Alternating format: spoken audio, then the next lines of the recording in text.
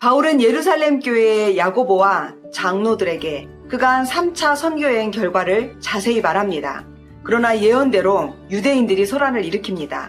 유대인에 거스르고 율법을 어긴 자로 바울을 몰아갑니다. 결국 체포되어 폭행당하고 병영 안으로 끌려갑니다. 그 와중에 선부장의 허락을 얻어 군대 병영 안으로 들어가기 직전 층계에 서서 유대인들에게 해명을 합니다. 자신은 유대인인데 다메섹으로 그리스도인들을 잡으러 가다가 예수를 만났던 간증으로 설교를 시작합니다. 이방인을 위해 부름받았다고 백성들 앞에서 외칩니다. 그러나 백성들은 바울을 죽이라고 합니다. 바울은 로마 시민권자라는 것을 천부장에게 밝힙니다. 로마 시민은 정식 재판 없이는 체포당하지 않습니다.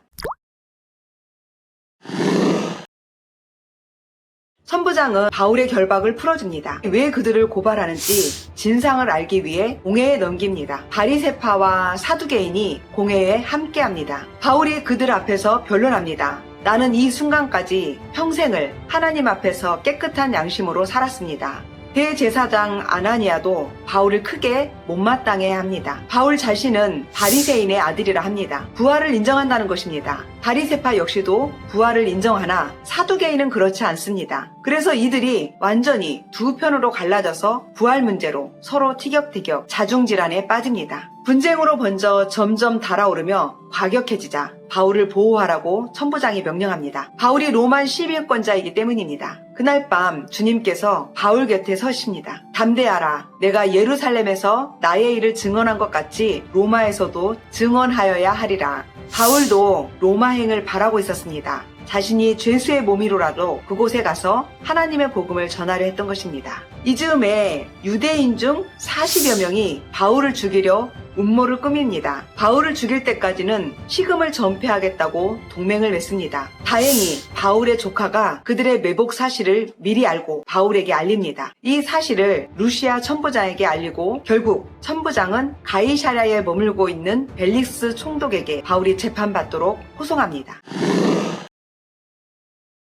총독 벨릭스는 재판을 시작합니다. 대제사장 아나니아 측에서 바울을 전염병 같은 자다 이렇게 고발합니다. 모든 흩어진 유대인을 상대로 폭동을 선동했다는 것입니다. 심지어는 나사렛 땅의 우두머리라고 주장합니다. 총독은 바울의 변호도 다 듣습니다. 그러나 천부장 루시아가 올 때까지 판결을 미룹니다. 벨릭스 아내는 유대인 여자입니다. 벨릭스 부부가 바울에게 복음을 듣습니다. 하지만 벨릭스가 틈을 내어 간혹 바울을 부릅니다. 은근히 돈을 바라는 처사였습니다. 그렇게 2년이 지났습니다. 벨릭스 총독의 후임으로 베스도가 총독으로 부임합니다. 그런데 벨릭스는 판결을 확정하지 않았습니다. 바울을 가이사랴에 가둔 채 내버려둡니다. 정의를 배반하고 유대인의 환심을 사기 위해서였습니다. 그러자 대제사장과 유대인들은 다시 새로 부임한 총독 베스도에게 바울을 고소합니다. 2년여 만에 재판이 속개되었습니다. 이에 바울이 변론합니다. 유대인에게도 로마 황제에게도 죄를 범한 것이 없다는 것입니다.